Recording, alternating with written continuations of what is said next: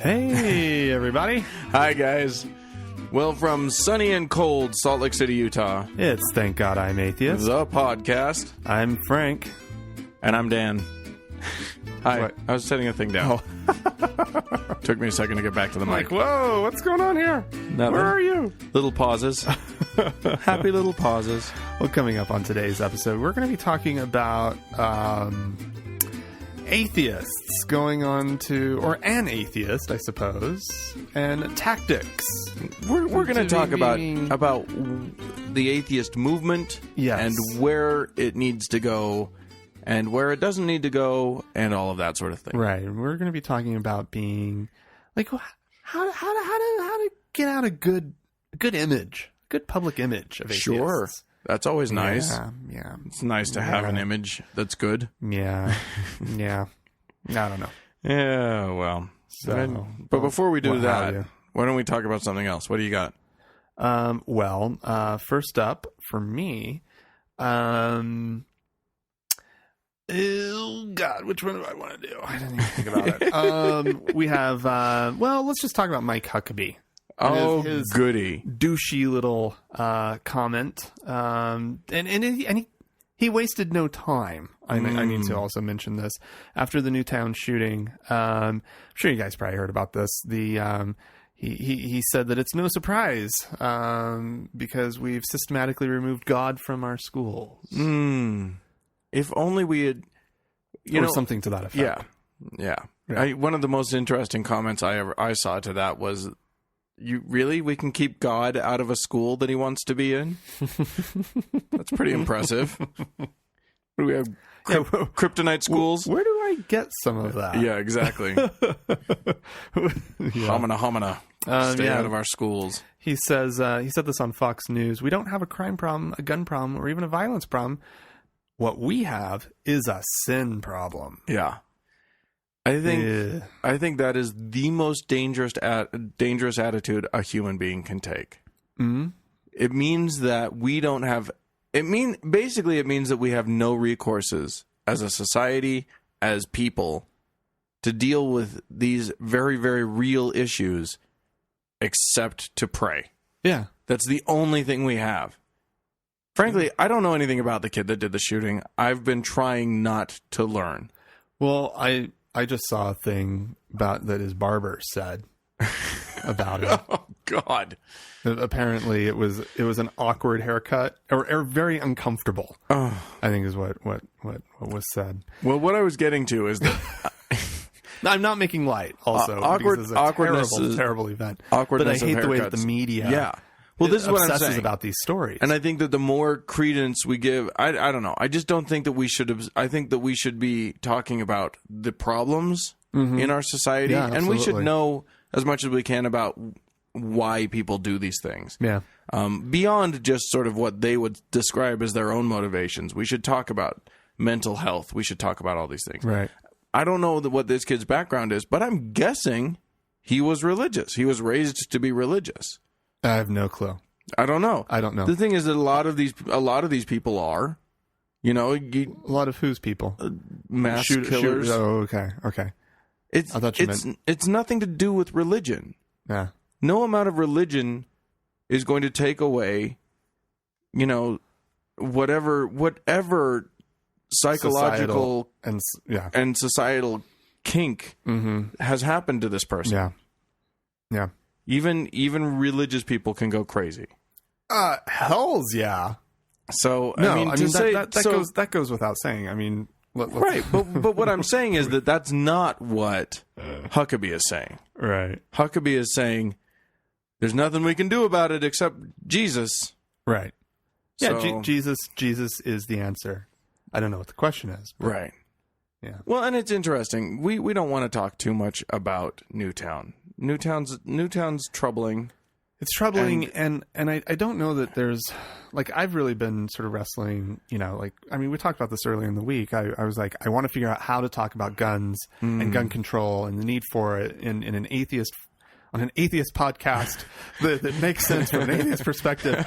And to be honest, like I really couldn't, because it's much more, It has nothing to do with belief in God or not belief in God. And so I was like, well, I have my own personal feelings on this, but how do we even bring it up and talk about it? And, because is there a rational argument for or against guns? And I think there is one on both sides. Right. And I think that the most rational people are not talking about removing guns entirely from society. They're talking about controls on guns. Absolutely. And that is that's a discussion that we societally absolutely need to have. Yeah. This country needs it desperately. I suppose there are reasonable guns to own and unreasonable guns to own. I mean, no reason to own an assault rifle with 30 round magazine. Yeah. There's just no reason to own that. My brother has one. I believe you. Yeah. And I asked him, I was like, Matt, why do you own this thing? Right. What could you possibly go do with it? He's like, I go out and shoot watermelons. Right. I was like, why watermelons? Right. I think he has a little kid, and the kid likes to see him blow up and stuff. And that's fun. But that's like, oh my God. I don't deny that that's and my nephew had a 22 when he was just like a little kid. Yeah. And it's like, oh my God. I enjoy going out shooting, but the right to blow up a watermelon is not one that is not the one that's enshrined in the Constitution. No, exactly. That's not what our founding fathers were envisioning. I don't care what you like. Okay, if you want to be one of the people who goes out and helps control our game population, right? I get it, right? Deer, sure. They're going to be it's going to be a big mess if we don't control the population. Apparently, I mean, I don't know. I don't know. But I'm not. I'm a meat eater. I'm not against people shooting and eating a deer. And you go out and you shoot a deer and you eat it. Great, fine, awesome. You go do that. I don't fully understand it. Ducks I will admit too. I don't get it. I don't know. Ducks, they're just flying through. That just seems rude to me. They're just delicious. They're deliciously flying. I mean, we know where those deer are, but those poor ducks. No, you can kill a duck. They're migratory. You eat chicken. What the hell's the difference? Well, chickens aren't migrating anywhere. They're not just between their mating migrating grounds is and reason wherever enough they summer. Or wherever they winter and wherever they. I don't know. I don't even know the process, to be honest. Like, that just seems rude. They're in transit. They're flying through. That's incredibly inhospitable. We need to protect our ducks because it's rude. You're being rude. What if I catch the ducks at one or the other of their nesting places? Like, if I catch them on one or the other side of their migration. Well, one, they're with their family. Their children, no less. Seems terrible. Have you not seen Bambi? Come on. I have. The family argument doesn't hold up. It traumatized me. Yeah. This is the result of seeing Bambi when I was a child. Yeah. Okay. Go ahead and kill your ducks. Don't listen to Bleeding Heart Frank. But the idea here is you don't need an AR-15 to do any of that. No, I think you wouldn't have a duck left. No, well, sir, if you were duck hunting. It's the wrong weapon for ducks. It's true. But yeah, I mean, and certainly to start a militia against tyranny. That's all crazy town now. That's just, yeah. I mean, sorry, folks. We probably should amend the Constitution now and reword that bit better. Well, good luck. Yeah, it's not going to happen. Probably should. That's not going to happen. But Joe probably should do that. But I think we could reasonably get an assault rifle ban and a high capacity magazine ban. No messing around. Right, with teeth. Yeah, definitely. Yeah. But here's the other thought that I have. Since we're talking about the Newtown tragedy. Yeah. Which we said we weren't going to be talking about for very long. We'll talk about it as long as we need to. We're not going to talk about guns. And all of a sudden we're talking about guns. Right, sorry. Let's just introduce every topic with, I'm not going to get off on this too much, but... No, the thing I wanted to talk about, what I love... Okay, so here's actually where Huckabee is brilliant on this point. Because I've seen a lot of right-wingers right now struggling with saying either this isn't a gun problem, right. this is a mental health problem. Right. To which my answer is, oh, great, you're for mental health then? Right. Great, you're for healthcare. Yeah, all of a sudden. Fine. Blue. Fine, that's great. Well, oh, wait, you're not? Sometimes then it is a gun problem. well, So who you're knows? for gun maybe control. Maybe it's sincere. Maybe it's definitely the lesser of two evils for them. But who knows? Maybe this was the thing that helps them come around on this issue. On one or the other because of the there's issues. obviously been a lot of people on the left. Because seriously, the whole gun... I saw a statistic on this not too long ago. Sort of how... it was actually an article about gay marriage and marijuana, and how sort of these have been like trending upward like mad. Yes. As these two issues, and they've basically been neck and neck. Isn't that funny? Although it did seem to me personally that marijuana came out of nowhere. But anyways, or legalization of it. Right. I know it didn't come out of nowhere. But came out of Asia, as a matter of fact. Oh, really?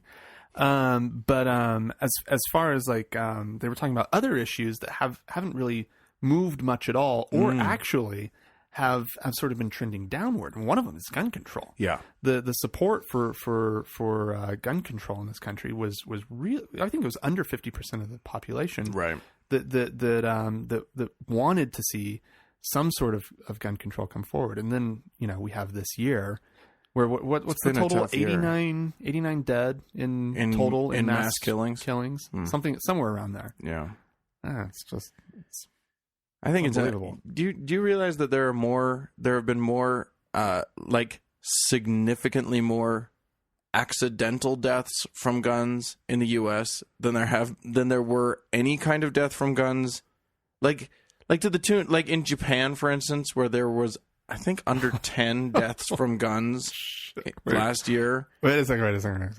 So what you're saying, more people accidentally kill themselves with a gun in this country than there are intentional killings in Japan. Yeah. And even if, and what I decided to do was make it proportional. So I ramped up the population of Japan until it was even with the population of the U.S. Oh, right. Sure. And so it was or I just basically did a ratio of how many gun deaths per 100,000 people or whatever. Right. And even at that, there was like 52 American accidental gun deaths for every one Japanese death, gun death. That's with the populations equalized. Wow. We have it's amazing. We have hundreds of just accidental deaths. That's it. And probably most of which are children. Yeah. People say that it wouldn't stop, that controlling guns wouldn't stop people from being murdered. Well, it would stop accidental gun deaths. Yeah. It would stop a lot of deaths. Well, anyway. Yeah. Anyway, but what I was going to say, getting back to what I was going to say, is that Huckabee... You just brought me down, Dan. Shh, quiet you. Get back up. I'm going to bring you down even further later. Oh, great. But Huckabee's brilliant because he isn't falling into the trap of having to choose between either gun control or mental health. Oh, right. He's decided that it's all God control. Right. And that he can still be on the side of gun control and on the side of of not providing mental health to the slackers of this society. I didn't say Huckabee's dumb. Nope. I just think he's an ass. Yeah. Yeah, no, I mean, he knows who he's talking to. Yeah. He knows his audience. I don't like that guy. So, I do have some good news. Oh? So do you remember a while back we reported that we talked about how Texas had basically passed some laws where all of their textbooks for their schools were going to have to be more, quote, fair and or balanced, more...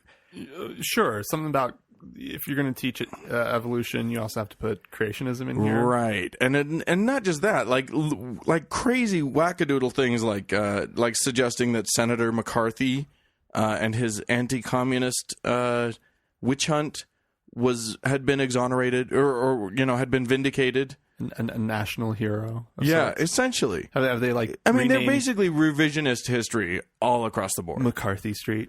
Yeah, exactly. And the problem with that was that that Texas is so huge Yeah. that the makers of textbooks can't afford to.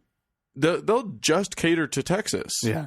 And then other areas of the country, if they want Texas-free textbooks, it's going to cost them too much. Right. Because they can't, because they're having to produce just one version. Right. And it's the Texas version. Well, that's bullshit. Here's some good news. Oh, hey, good. The New Orleans schools, which is the Orleans parish, which covers New Orleans schools, okay, have now passed a law stating that no history textbook shall be approved, which has been adjusted in accordance with the state of Texas revisionist guidelines.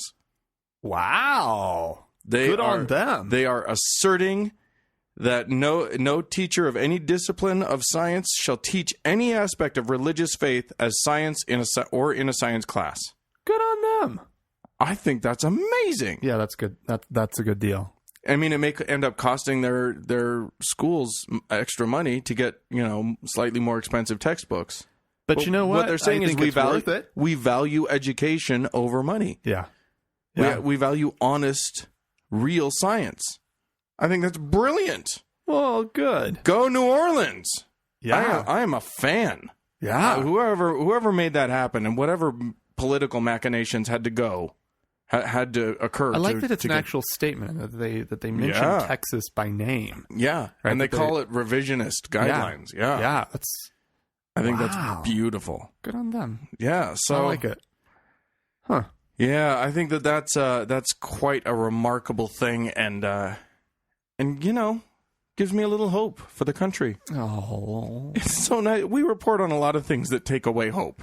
Yeah, it's nice to bring something in that, like, oh, hey, wait a minute, that's the right thing. Right. Yeah. There you go. Well, I have another story. I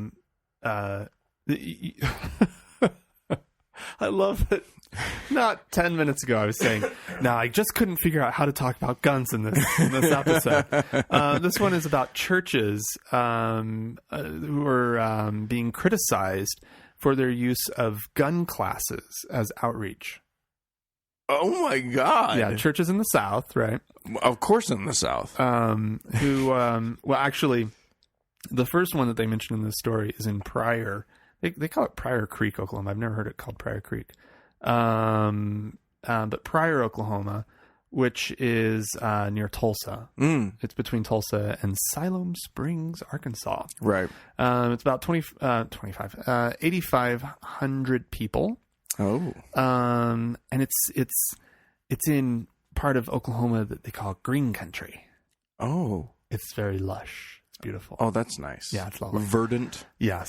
And basically, it's such a lovely wooded area with, trees and brooks and creeks and what have you. A lot of people who like to go out and hunt and fish and do all that kind of stuff. In fact, like everyone. Go noodling and go.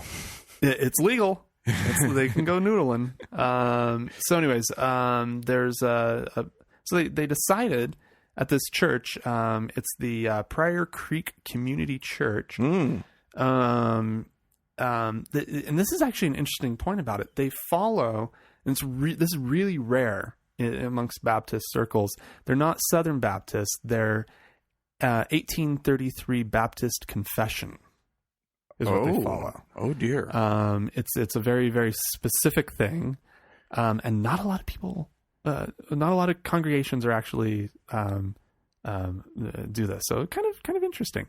Anyways, I don't know why. Decided, how do you not get lured in by a reference to an old to a year? I know, right? Woohoo! And so they have no denominational headquarter, no bishop. No overarching authority. They just follow the Holy Spirit as mediated through the congregation. That sounds dangerous. The Holy Spirit has mediated unto them that they will have these classes, these community classes, where they are able to bring people in from the community and teach gun safety. Gun safety. Yeah. Actually, that sounds great. No. I mean, it sounds brilliant because that's exactly how they can reach that community. Yeah. I mean, I suppose there's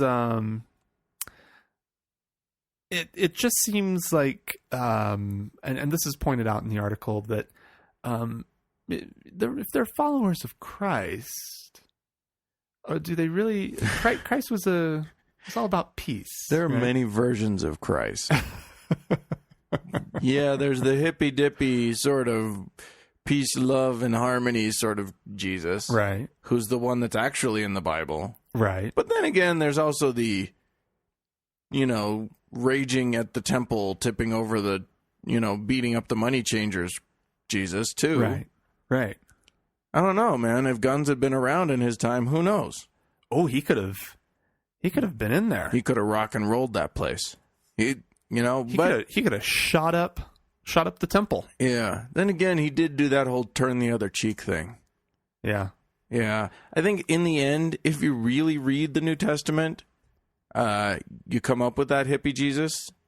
But if you read the New Testament and you're already set on guns, I'll bet you can come up with a Jesus that's okay with it. Well, especially if your version of him as a peacemaker brings to mind, what is it, the occult single action, right. whatever? Yeah, the old peacemaker, sure. Yeah, the peacemaker. What was that? That was I think it's a cult, something or other, right? I don't know. Model P peacemaker. Peacemaker. Yeah. Yeah. The cult single action army. Okay. Also known as the Model P Peacemaker, M1837 or 73, the Single Action Army, SAA, Colt 45. Yeah, the I'm thinking Peacemaker. That's what I'm thinking of. The Colt 45. That's what it was. They're all the same thing. Little cowboy revolver there. Yeah. Yep. So yeah, hey, if Jesus was a peacemaker, might as well have the gun to go with it.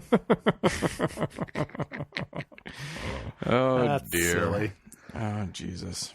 Oh, he's nice. Who would Jesus shoot? I think that's a good question. Ouch. That. Well, too soon. Not too soon. Too soon. Don't apply it to that. Let's think in other terms. Yeah, there you go. Okay, well, I read this story, and half of me doesn't want to say it, but I think that there's something that we need to get at with this story. So I need your help. Okay, processing this story. I'll focus rather than think about my next one like I normally do. Good. Don't tell them. Don't reveal our secrets. Make them think we pay attention to each other at least. No. So this takes place in Las Vegas. Okay. And there was a 7-year-old boy was beaten to death by his parents. Okay. So yeah, it's ugly. Okay. Apparently, they were spanking him and they beat him so badly that he died. And the reason, so there's two reasons that I bring this up for our show. One is that the reason that he was beaten is that he lied about reading his Bible. So clearly these are very religious people. And the other is that these people, when their sons stopped responding to them, they called their pastor first and then called 911. Okay, so what's happening to the parents? They are being charged with they face charges of murder, child abuse, and neglect. Good. So yeah. Okay. The story's in the paper. I would have to assume there's some legal action going forward. My God. Yeah. I mean, to me, isn't it this little kid? I think, first of all, forcing any 7-year-old to read the Bible. How is a 7-year-old going to understand any of that shit? I don't understand a lot of it. Right. But honestly, it's boring reading for a grown-up. Right. Why would you think that your 7-year-old would have any interest in reading that thing? I don't know. Even as a believer, that doesn't make sense to me. And obviously these are people who beat their child. Yeah, oh yeah, these are But what's amazing is this was not the first time. What's amazing is that there's no way we are talking about spanking. They spanked their child to death, and it wasn't just with their hands. It was with the implements. It was with probably a wooden paddle and a belt. And how do you spank a child to death? I don't know. I mean, I guess Like, I guess if you inflict enough trauma on a body, you'll shut it down. Just like incredibly deep bruises. Open abrasions Okay. on the buttocks, severe bruising to his thighs, Yeah. marks and bruises on his back and shoulders, and okay. evidence of previous beatings. Yeah. Oh, yeah. Like I said before, there's no way it was the first time. No. Yeah, these are people who habitually beat this child. Do they have other kids? I don't know. Yeah, I didn't get that. Gross. To me, it's like it's this religion first thing. Because these are people who probably would have beat their child, would have found a reason to beat their child Anyway. Yeah, no. Yeah. It's not. In fact, I was just thinking that. I'm not saying that religion is what caused this child's death. Bad parenting, awful people hitting an innocent child. That's what caused this child's death. And sort of just exacerbated by religion. Yeah. I would say it come on. I mean, you can say these people probably would have hit their kids anyways because of whatever, their background, their ignorance, whatever. I'm going to put some religion in there as being culpable in this. Well, it's certainly telling that that's the first phone call they made. Yeah. And fortunately, these people obviously have problems. They're obviously sick, right? I guess. And I mean, there are traditions in this world. They would have taken any philosophy too far. Okay. Yeah. Right. You know what I mean? Like they would have. They sort of had. They're these people. There they're are Buddhists prone to that extremism, beat their children. Right. The people who are prone to extreme interpretations of whatever philosophical, system that they're following. Well, and their parents beat them, so I mean, there's a cycle of violence that occurs. Yeah, and not to mention, no, I'm not. I was about to make a kind of a joke, and I don't want to on this one. Might be going down a bad road there. Well, it was more about Las Vegas than it was anything else. To me, the thing that really stood out when I read this, and this is why I waffled on whether or not I was even going to bring it up on our show. Yeah. But the thing that stood up, the thing that made me bring it up on the show, is that they called their pastor before they called 911. Is there a quote from the pastor? Is there anything? He said he was as surprised as anybody that they called him before first responders. Well, yeah. He was, but what that says to me is that he's a good pastor who said, no, you got to call 911 right now. Right. But we know for a fact that there are pastors who would have gone to them first, who would have seen if there was a way that he could help them first, who would have tried to get them off of the hook first. What faith did you say it was? What group? I don't know. Some kind of. It just says pastor. To me, I mean, and I'm speaking specifically of stories that I've read of, people who believe, that in faith healing, people who believe that in not supplying medicine to their children, people, right. And and we know that there are pastors out there who believe that, God's law is above the law of man, and there's no reason that these good people should have to go to prison just because they did something or whatever. Right. That's what scares me about this. That's what really worries me. I want to take this in a slightly different direction. Okay. You brought it up and said, hey, Frank, what should we do with this? Yeah. And it's been something that's, been on my mind for the last week since, again, the Newtown shooting. And that's, there's a lot of different places where people are trying to point their fingers right now, and trying to identify how is it we feel like we're going in the wrong direction as a society, right? We feel this. Yeah. We feel that there's something inherently wrong with our country when something like this happens, and then when we look at the numbers of and how often it's occurring. And some people are identifying guns, and some people are identifying lack of good mental health treatment, and others are looking at the violent society that we live in. Right. The violence and the way that violence is celebrated. Now, beating your kid or hitting your kid, spanking your kid, however you want to call it, and whatever, mean, there's a long tradition. Spare the rod, spoil the child. You know, I mean, this is nothing new. In fact, we've been doing a really good job in this country, I think, of really making spanking your kid a taboo. Right. Of having other parenting. But that's the new thing. Yeah, it's the new thing. The new thing is not hitting your kid. Right. The tradition is hitting your kid. The tradition is hitting your kid. Yeah. And maybe not to this extent. No, absolutely not to that extent. I was spanked as a child, but not to this Oklahoma extent. Schools, when I was a kid, they still allowed corporal punishment. Sure. I don't know. Perhaps they still do, actually. I would not be surprised if they still did. Just knowing Oklahoma and Oklahomans. Right. I know that where was it? We reported on someplace that made it legal that you had to opt. You could opt your kid out of it, but it was still legal. Yeah. Yeah. Yeah, I believe it.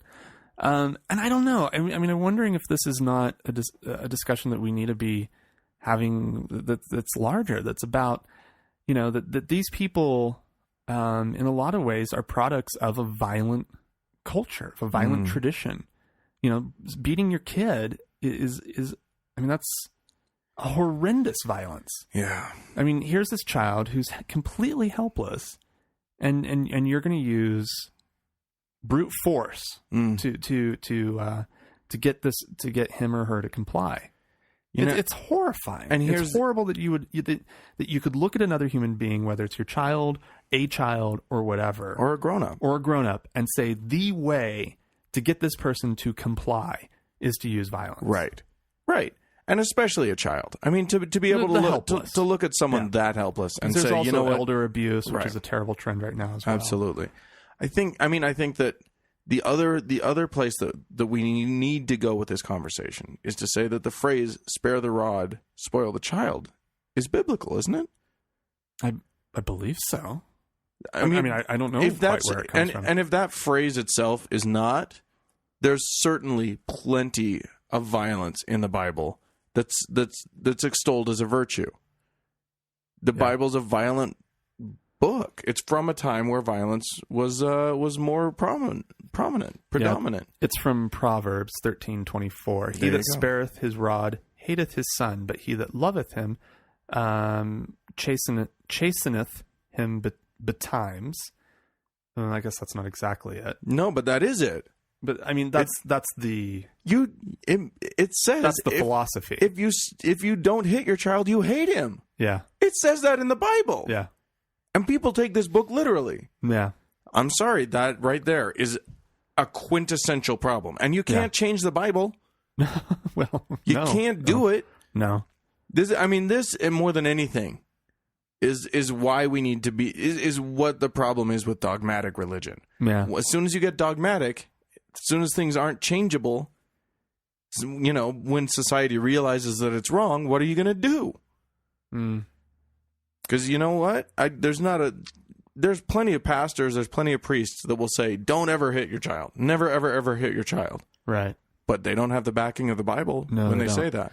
Now, just to get back to the phrase and where it probably came from, the whole spoiling and where that comes from. There was a 17th century poem by Samuel Butler called Hudibras or Hudibras. In the poem, a love affair is likened to a child, and spanking is commended as a way to make the love go stronger. The actual verse reads, "What medicine else can cure the fits of lovers when they lose their wits? Love is a boy by poet styled. Then spare the rod and spoil the child." Well, and that, you know, I don't even know. Honestly, well, and you know, we're talking about several centuries ago in England, where the phrase "rule of thumb" came to be because you weren't allowed to hit your wife with a switch with a branch from a tree that was thicker than your thumb. Oh yeah, anything thinner, you were fine. Well, that makes sense. Sure.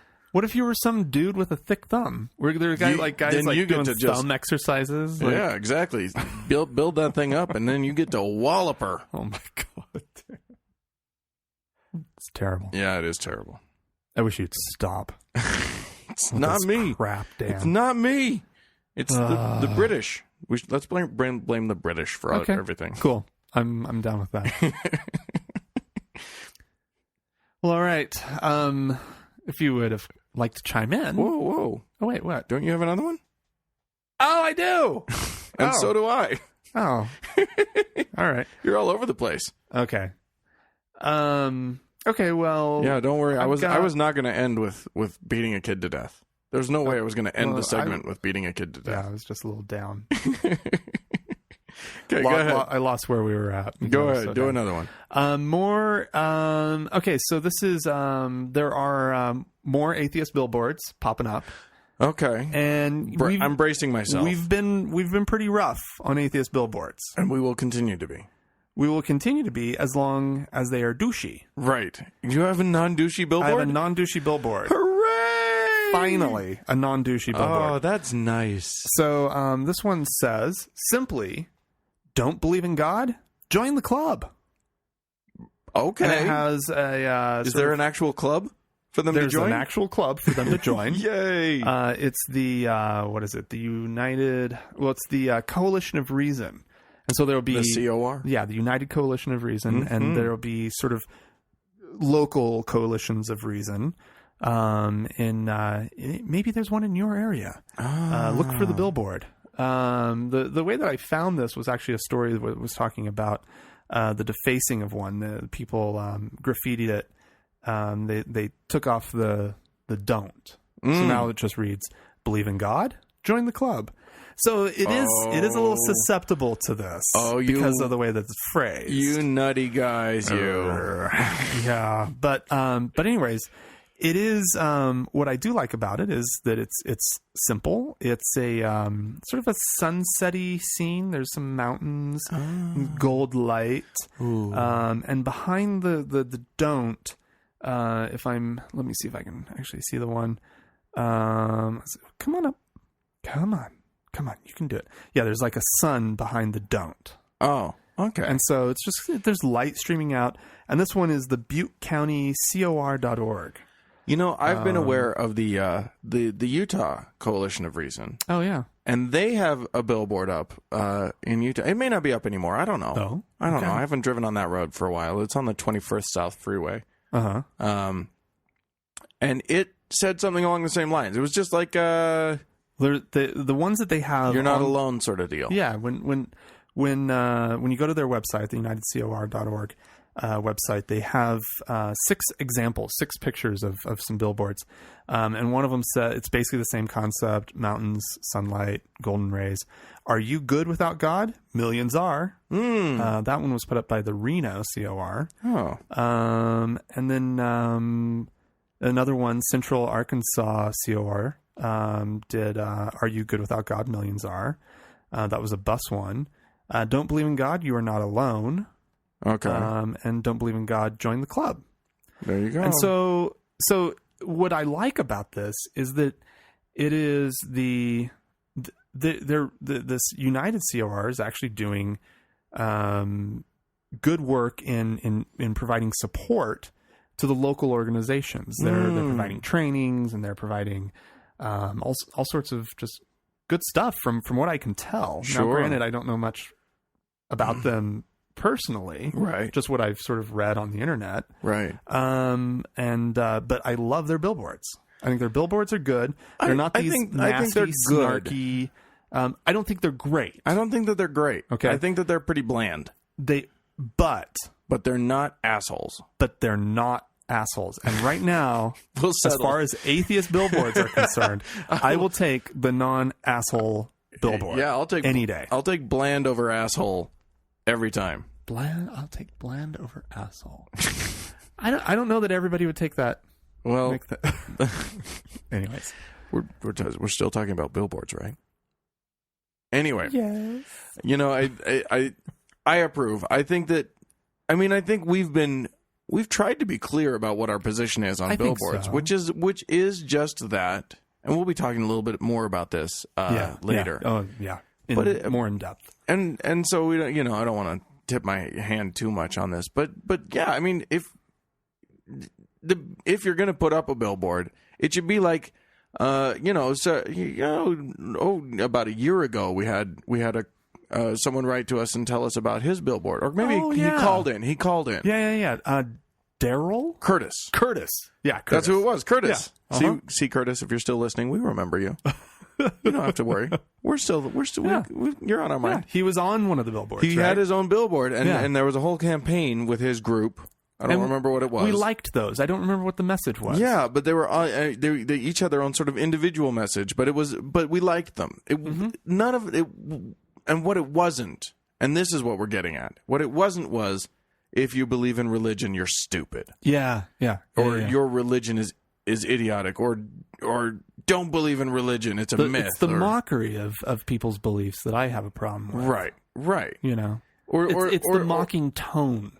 It's the tone, right? The tone is all important in a billboard. Yeah. And you don't have a lot of space and time to really work out a tone, so you got to be careful. And I will say this. Also, graphic design is important. None of them have decent graphic design. None of them are terribly good. They're all the bad. Whole graphic design They are thing. all bad. The worst, though, are the most snarky. Oh, the snarky ones. We're going to be talking about those later. The snarkiest of them are just so happen to also be the worst. Invariably ones. Terrible design. It's like they don't even. People make them look nice. Yeah, make them look nice. If you're going to be an asshole, hire somebody. You can find a graphic designer. The problem is they did hire someone. They didn't just do that themselves. It's just there's so many bad graphic designers and so many people who don't know the difference. Somebody at the meeting said my cousin's in graphic design school. We should let him do it. Oh yeah, and then it'd be good for his book. Yeah, nah, it's terrible. I don't hate this one. It's a picture of the Earth. You kind of see the curvature of the Earth, and it says, "Don't believe in God," and then down over the Earth it says, "Join the club." It's not terrible. Yeah, it's not exceptional. But if you were driving along, you'd be like, "Oh, look, Earth! I'm on Earth." No, it's simple enough to be good and eye-catching. Okay, right, sure. That one I don't hate. Okay, I don't hate that one. Yeah, well, font choices. That's what it comes down to. Choosing a good font. You don't use the default font in graphic design. Always, I used to try to. I would tell my students this. I'd be like, when you're putting titles on a film, do not just use the default font. Do you know how many things I see on the internet that are just using that program's default font in Arial or whatever? Me crazy. No, in Final Cut, it's Lucida Grand. Oh, okay. And I would just be like, don't do it.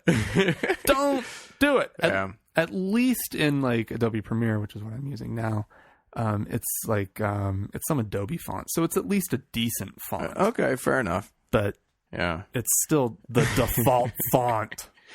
Yeah, well, not everybody knows about graphic design. Yeah, I feel like I don't know a lot about graphic design, but I at least know that. Yeah, we know that much, and I can see good, and I can. Yeah, I mean, that's more what it is. I don't know a lot about art, but I know what I like. Yeah. Yeah. Or graphic design. Yeah. Anyway, God, you've heard of that guy. From time to time. Intervening in traffic. Apparently. Really? Yeah. Okay, do tell. This one's a good one. This is specifically to do with one Miss Melissa Miller. Okay. Of Fort Pierce, Florida. Okay. Who was arrested or pulled over Tuesday after cops witnessed her speeding and honking her horn. Okay. Well, okay. She was going over. She was going over 100 miles an hour, and honking her horn, and like laying on the horn, the whole time, laying on the horn. Oh my! Her explanation: "Quote, because I was letting the Lord's Spirit guide me." And the reason she was hitting the car horn, driving in tongues? The Lord was telling me to do it. That was the horn thing. The Lord was telling her to drive fast and lay on the horn. I hope she was speaking in tongues while doing all this. You talk in tongues, I'll be the horn. Okay.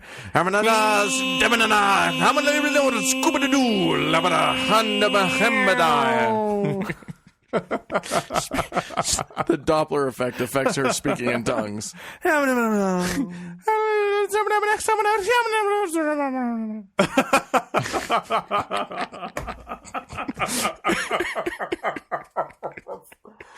Why is that so funny to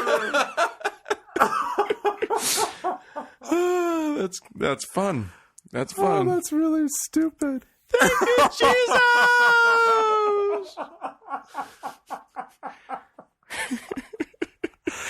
Oh, that's amazing. What's amazing to me is that she didn't even have any. She wasn't saying she had anywhere specific she had to be right away. No, the Lord just told her she needed to be speeding. The Lord's like, no, you got to go faster than this. You're not going to feel anything if you go this slow. You're going to have to hit that accelerator. Lay on it, baby. Let's see what this Grand Marquis can do, or whatever she was driving. That's basically the kind of car I had in mind, too. Either that or a Pontiac Bonneville. There you go. Yeah. There you go. Yeah. Oh, God. That's amazing. There you go. Jesus, the Lord works in mysterious ways, my friends. Yes, he does. One of those ways is to make you drive fast. Well, if you do want to get a hold of us, Yeah, there's lots of ways. There are a few ways you can do that. Yeah, you can send us an email. Oh, yeah. At podcast@thankgodimatheist.com. Yeah, that's a good way. Or you can go on to Facebook and like us. It's facebook.com/TGIAtheist. Yeah, or and then you can join up with all of our friends. Like us. And then, of course, you can always leave us a voicemail. This is one that we love. People don't do it a lot very often, but we love it when it happens. And our telephone number is 424-666-TGIA. Yep, that's true. So all of these are true. Yeah. I'd like to bear my testimony that I know that phone number is true. Really? Yeah. Hey, where are we at with our iTunes? We're up to 98. 98. Yeah. So on iTunes, I don't know if you people are aware of this. On the iTunes, which is in all likelihood, it's not the only place where you can find our podcast, but most of you are listening on having downloaded this podcast through iTunes. And if you do that, then you may notice that there's a rating system on iTunes. Oh, this is true, yeah. And that we now have 98 ratings on iTunes. 98. 98 of you have gone on and rated us. And for that, we thank you deeply.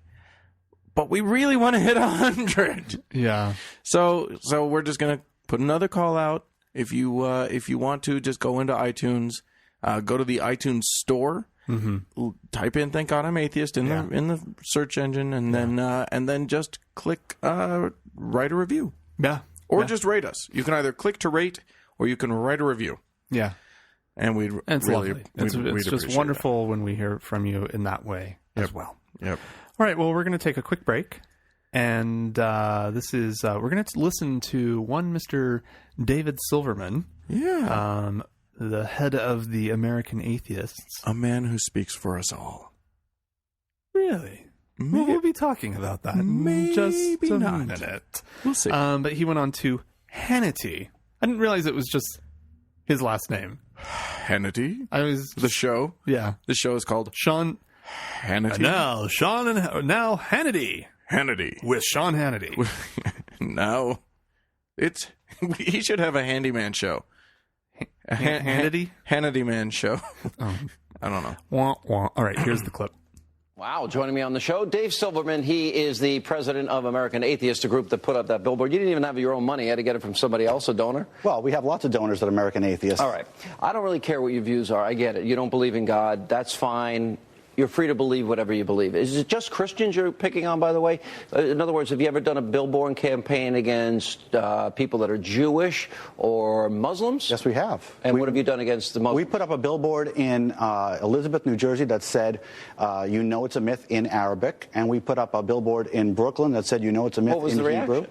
Actually, the Islamic billboard, the Islamic people were actually all about, well, this is a free country and you can say what you want, and some people agreed and some people disagreed. Well, look at the reaction to the Danish cartoons, or look at the reaction to this YouTube video for Salman Rushdie and the Satanic Verses. There's been some very But you know what that is? That's actually a form of terrorism. That's actually a form of them getting us to obey their religious beliefs without imposing the rule of law on it. They scare us into obeying their religious beliefs. It's against their religion that we not draw what you a picture believe. of Muhammad. I get it. You're an atheist. I'm not going to sit here and convince you. You believe nothing can come out of nothing, which is what I believe atheists in the end have to believe. But that's not the argument. You want to insult people. You want to attack them. You want to, stick them in the ribs on their holiday.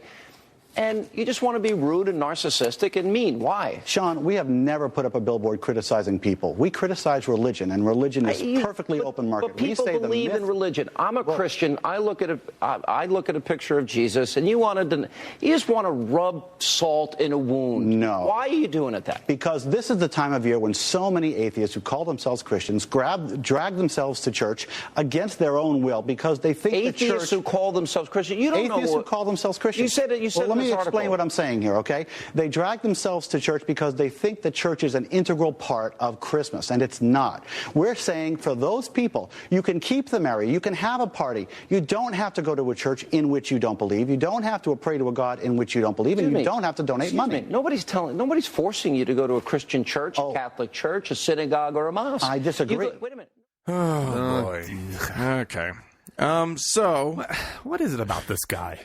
I mean, I'm serious. What is it about both of these guys? Yeah, I guess which one was I talking about there? Yeah.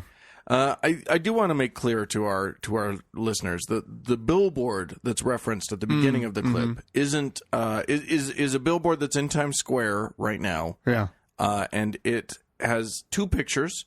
A picture of Santa and a picture of Jesus. Yes. Santa on top, Jesus on bottom. Oh. No, two different pictures. Oh, really? They're not together in this one picture. Really? I'd love to see this billboard. Actually, I don't think I would. Sexy Santa.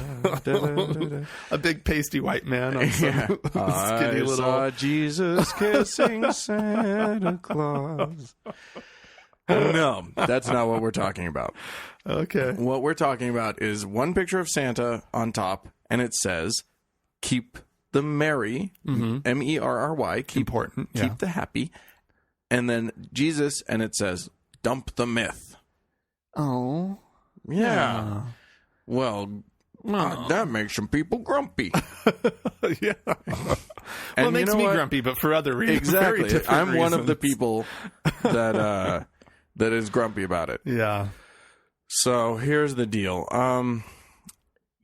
Here's what got me started on wanting to talk about American Atheists again and Nate Silver and all of this Silverman. What did I say? Silverman. You said Nate Silver. David Silverman. David Silverman. Who's Nate Silver? He's the statistician guy. Oh, okay. That predicted the election. Oh, right. Okay. Yeah, Sorry. Not Nate Silver. Not that guy. I like Nate Silver. I like that guy too. He's fine. David Silverman. We have nothing against personally. No, I don't know the guy. I don't know anything. I know that he is the president of American Atheist. And he looks like a nice sort of congenial sort of... Sure. Or genial. Maybe not congenial. What's congenial?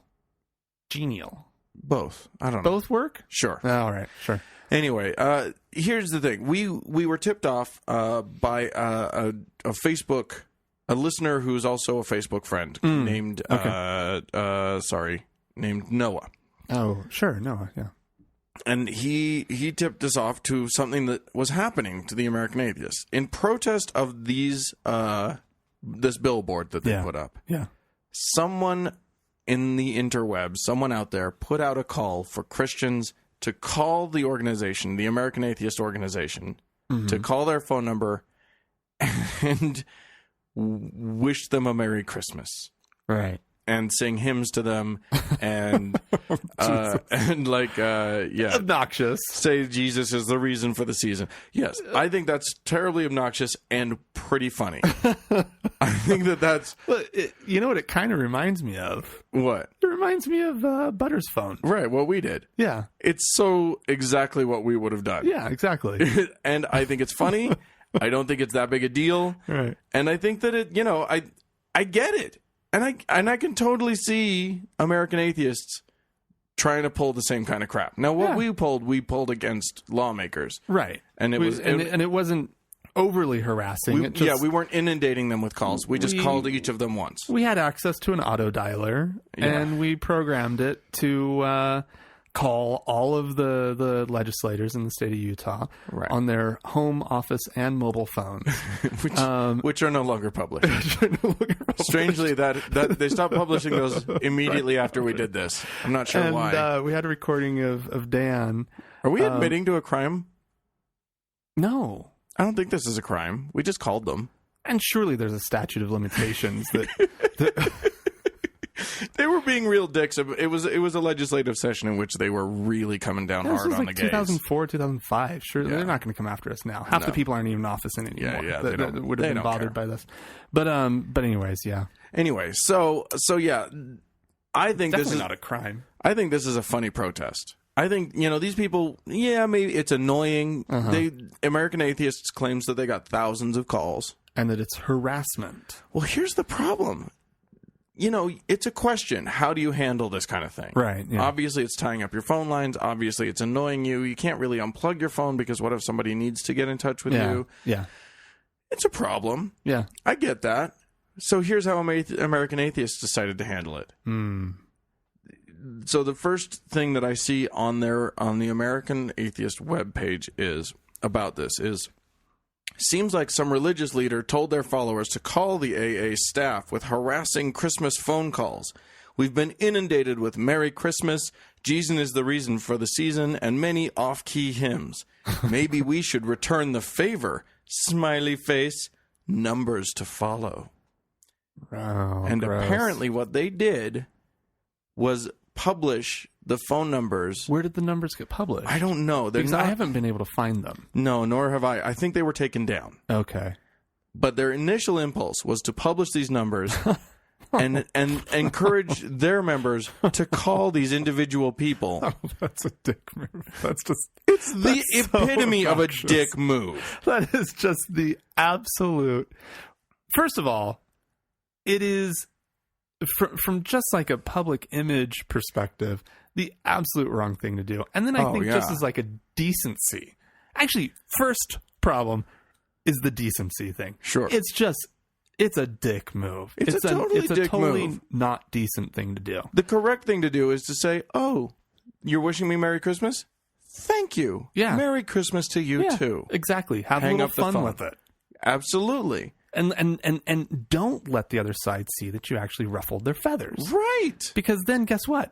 Now that they know they're going to get a rise out of you, they've won. They've won, and you've just invited it to happen again. Yeah, it's just ridiculous. And so then they track down. I mean, what's fascinating is that if you go to the December 13th time in the timeline on Facebook of the American Atheist, in December 13th, they announced that it happened, and then somebody left the name of the group that did it, which is called Image Blitz. Okay, and then so then they tell on Image Blitz, and then they have their Facebook people go to Facebook and report Image Blitz, which that to me is totally legit. Okay, if you want to report Image Blitz for calling people to harass you to Facebook and say, "Hey, take that down," I think that's fair play. Okay. To me. But then here's what Amanda Knief, managing director of American Atheists, posted. Asking tens of thousands of followers to call an organization and feed them religious diatribes is a hate crime and cyberbullying. These are federal crimes. These acts prevent American Atheists from being able to do this to its educational. These acts prevent American Atheists from being able to do its educational and public policy work. It harms the welfare of its staff. As such, we have filed a formal complaint with the FBI against Image Blitz, the Republican Revolution, and its creators. We will also be following with possible harassment charges against every person who called and left a message or spoke to a staff member. Wow. I'm an angry atheist. Yeah, totally an angry atheist. Oh my gosh. Well, no sense of humor about this whatsoever. None. No. Honestly, what were they harassing you with? Merry Christmas? Yeah. That's a hate crime? Yeah. You've been hate crimed by the phrase Merry Christmas. Those Salvation Army people, I'm starting to feel hate crimed by them. Every time I walk into the supermarket. With the ding, ding, ding. Oh, my God. It's just driving me batty this year. You don't give to them, do you? No, dear God. Salvation Army? Yeah, No, they're anti-gay. Don't give to those people. I don't... They find people to give to. Yeah, We're all sure. about giving, but don't give to those people. No, but no. also, don't yell at them. No. Just ignore them. Yeah. This is what we're getting at. But this is the dichotomy here. There's some really aggressive ones here in Salt Lake. And if they're aggressive I'm sure elsewhere in the country and as if they start getting pushy, you can say, don't be pushy to me. You can assert your boundaries. Sure. But if they're not hurting nobody and they're just dinging their bell, just walk on by. This is what we're getting at. Yeah. There are those atheists out there who will go up to them and challenge them and say, your God's stupid and I would never and blah blah blah and scoobity-doo. It's just some homeless person wanting a free meal or something. It's just somebody who's trying to do something nice. Yeah. Screw you. Yeah. You know what I mean? Like, this is ridiculous. And then Silverman himself posts a thing on the American Atheist Facebook page that says, because apparently he caught a little bit of flack. This is all the same day, mind you. Wow. Okay. And this is what he posted on his personal... this is his personal status that he posted on his personal Facebook page and then shared onto the American Atheist page. Yeah. To all my friends who disagree with our policy of posting the numbers of Christmas callers on Facebook, let me be clear. I'm not talking about some little old lady who called to try to say something nice but failed. This is not a reflexive but well-meaning greeting. The 1,000 or so callers who called today over a 5-hour span were part of an effort to mess with American atheists. They called to say Merry Christmas as an insult, not a greeting, just like Stuart Varney did on his show. They were not trying to be nice, they were trying to be nasty, and they succeeded. We will publish the numbers as we see fit, and all the numbers of all caller IDs will either be reported to the police or, if there is no case, sold to a telemarketing firm, or 6. I take full responsibility for this decision. I realize fully that some of my respected colleagues may disagree with this decision, but that's going to happen sometimes. We are trying to save the country from the very people to whom I am now expected to be nice after they've deliberately been nasty to us. The answer is no. That's exactly what you do. That is exactly what you do. The message of turn the other cheek, which Christians are actually really bad at doing. Right. And everybody's bad at doing it. It's the right thing to do in this kind of scenario. It's awesome. It's absolutely the thing that it because what he's doing by responding this way is he's feeding into this image that so many people have of atheists. Yeah. He's just making that atheists it's becoming more angry. concrete. It's becoming just solidified in people's minds. Right. That these are just angry people who are mean, who want to destroy your Christmas, who want to take away your fun, who want to take away your Jesus. Right. And here's the other thing. Okay, so my fundamental question to the organization of American Atheists, because all of their billboards that they reference, all of this stuff, they keep talking about how their goal is to lure people who already don't believe but still go to church out of church, to bring them out and get them to say, "Oh, I don't have to go to church anymore. I'm an atheist." Right. I think that's an admirable goal. I think that's fine. That's a great goal. That's a fine goal. Here's the problem. They're not they're saying leave that environment and come to this incredibly prickly, mean environment.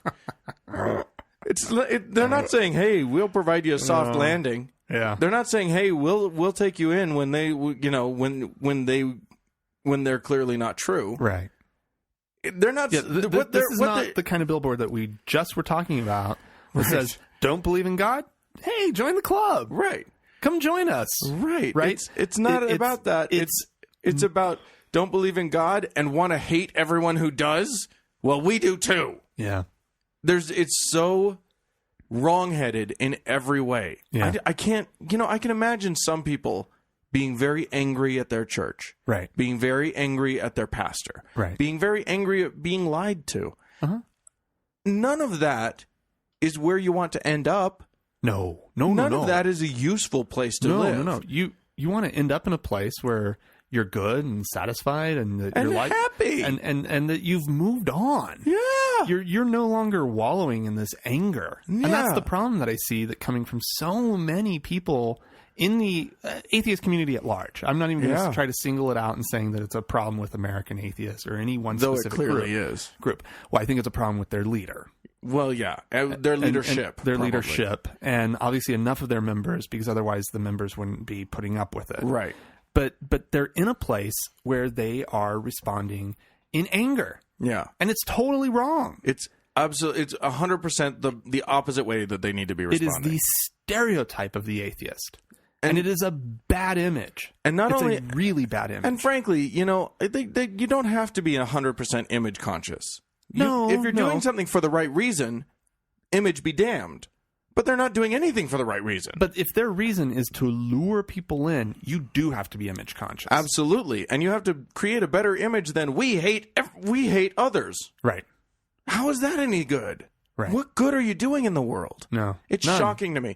The other thing... It's not community building. And they'll say left and right that it's community building, and it's not. No, it's not. Absolutely not. Driving rifts between groups is not community building. Right. Separating yourself out by saying we're not them and we're better, and we're, they're stupid for believing it and we're smart because we don't. Right. It makes you feel a little cool because I'm smarter than those guys. They're dumb and I'm smart. Right. But there's a reason why when David Silverman goes on to O'Reilly or Hannity, why he's like the perfect guest for those hosts. Oh, they love him. They love him because he'll sit there and argue back in the way that they argue. Yeah. But what I guess Silverman doesn't understand is that those guys always win. They're so much better at it than he is. Right. I'm sorry. O'Reilly has rocked this guy every time he goes on. Hannity was whatever. But O'Reilly plays dirty pool in his interviews. He always has a trap ready to go. Before going into it, he's got a trap set that he knows this guy's not going to see coming. Right. And that this guy will just walk right into. He'll go running into it with both fists a-flying. Yeah. Rah, rah, rah, rah, rah. Yeah. And he loses. Yeah. He definitely loses. And the way in which he loses is not that he has the worst argument. No. The way that he loses is that he just ends up looking like a dick. Yeah. Who hates Christians. Yeah. Rather than a person who has something to offer. Yeah. And he doesn't. Yeah. And that's what kills me. I mean, American Atheist is a huge organization. And really, it seems to me like their entire focus is on gaining members and not on on serving the broader goals that we should be looking toward as atheists, as a movement, as citizens in a society. Right. That includes believers. Yeah. More than us. They do say that these billboard campaigns are highly effective membership builders. Yes. And they raise a lot of money because of these billboards. Absolutely. But it's because they're preaching to a very specific part of the choir. And that part of the choir responds to it. Absolutely. And I don't have I don't have a problem with doing things to raise money and to build your numbers. But if you're hurting the overall cause that you're trying to serve in how you're doing it, you're not doing anything good. Right.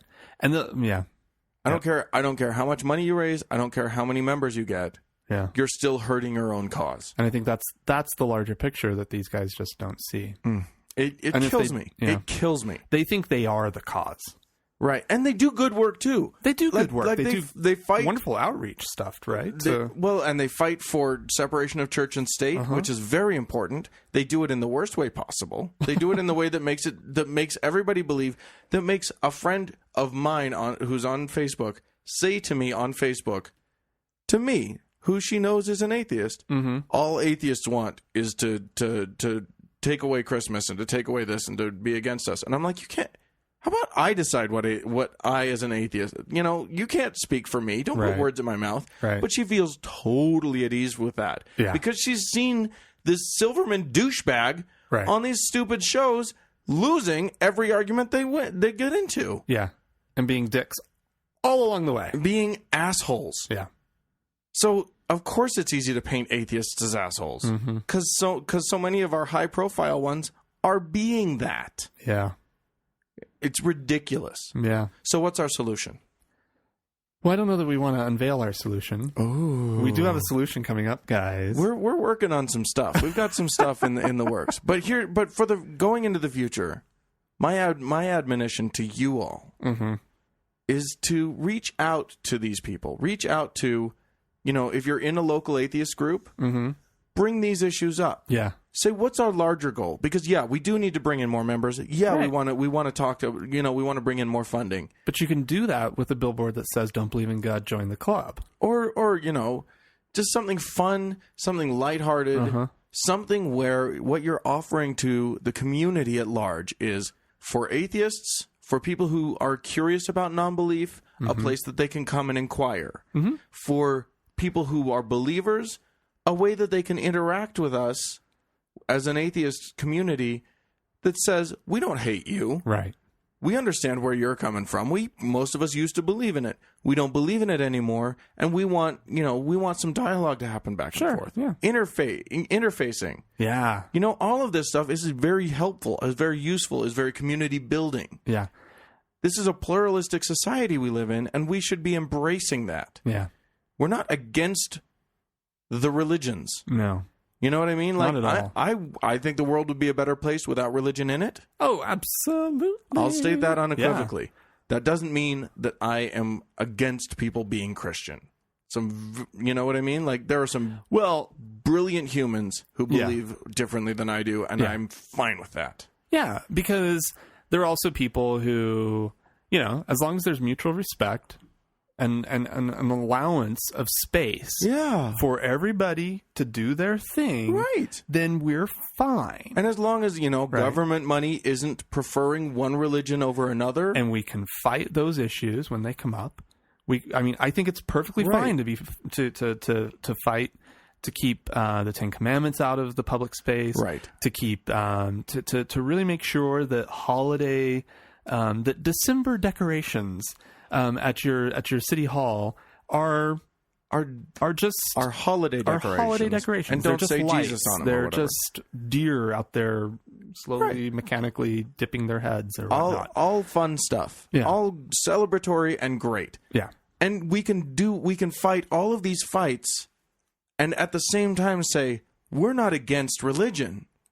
We just don't want one religion. We don't believe. Yeah, we don't believe this. Others who don't believe to join us.